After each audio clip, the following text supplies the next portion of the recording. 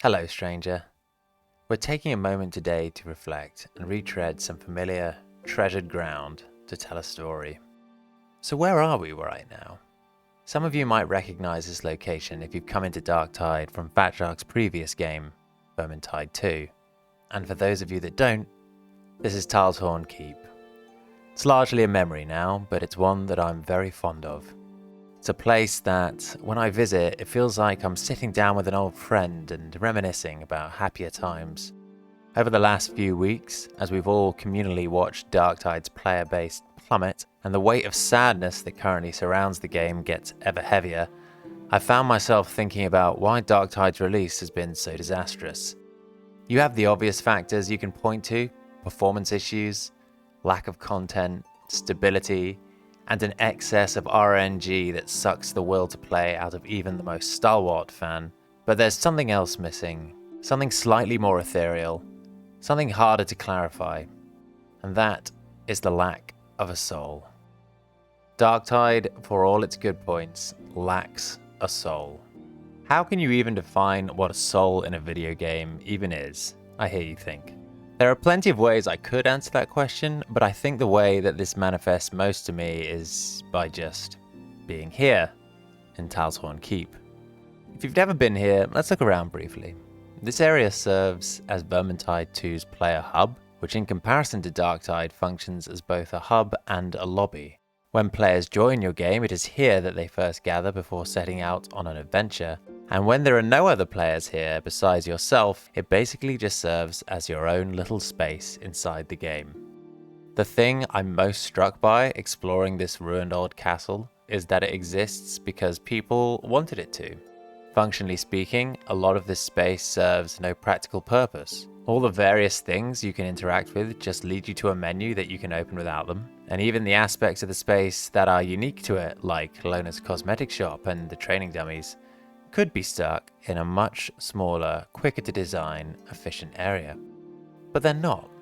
The truth is that the reason this keep exists more than anything else is because passionate people who wanted to make it came together and built it that way. Call it world building, call it artistic expression, call it whatever you will. It is a piece of game design that only exists for one authentic reason: to immerse the player in the world of Vermintide 2. Everything from picture frames you can use to hang the art you find on missions, to the secret pathways you can discover and explore, to the personal chambers of our heroes themselves.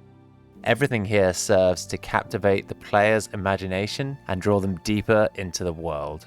It is, in my opinion, the most beautiful kind of game design, as it exists free of the constraints of everything that ruins games.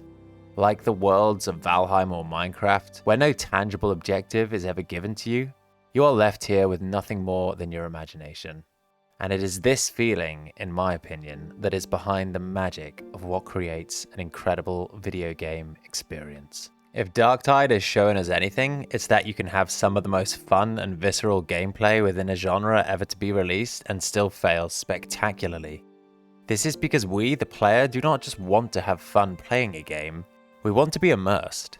We want to be taken away to a different place, to a different time, to a different world, and quietly imagine that it is us, at least until reality comes knocking and we're forced to temporarily abandon our fantasy. In contrast to Talshorn Keep, I walk around the Morningstar and I lament over what could have been. I imagine our rejects' personal quarters, small and Spartan in nature, with nothing but a few personal effects to add a little personality to the inherent bleakness of what I would assume our living space would look like. I imagine a thriving mess hall, much like the one we saw in an earlier trailer of the game, pre-release, and think about sitting and chatting with other random rejects, mucking about with some kind of pointless gambling minigame. I think about exploring more of the ship and getting to see more of this vast and enigmatic space we find ourselves a denizen of. I imagine all of this, and I'm sad. For I have to assume that now the game has been released, that this particular form of content, this world building, this creative joy that serves no purpose other than to immerse us and make us smile, will never be added. Fatshark have, by decent estimates, about a year's worth of work just to get the game where it should have been at release.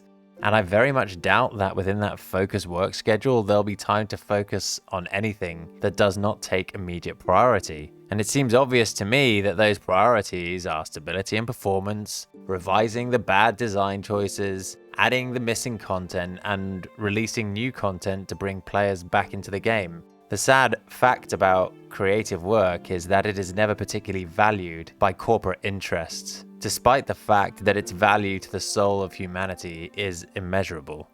The reality is that if this hasn't already been made by now, I would bet on it never being made. Darktide's release has already come and gone. The chance to work the magic of immersion has, for now, passed. And instead of being able to focus on creating an interactive and immersive version of the 40k universe that we know and love, Fatshark are instead now beholden to the course of bailing out water from their sinking boat in the most direct and efficient ways possible. So pour one out, viewers.